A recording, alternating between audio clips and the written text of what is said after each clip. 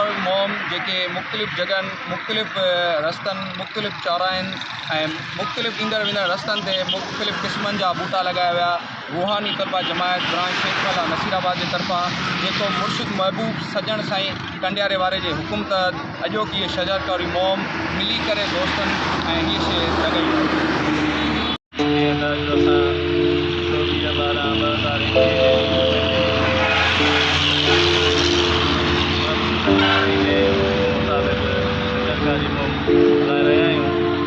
नसीराबाद जे मुख़्तलिफ़ हंधनि ते बाईपास ते होटलनि ते दादर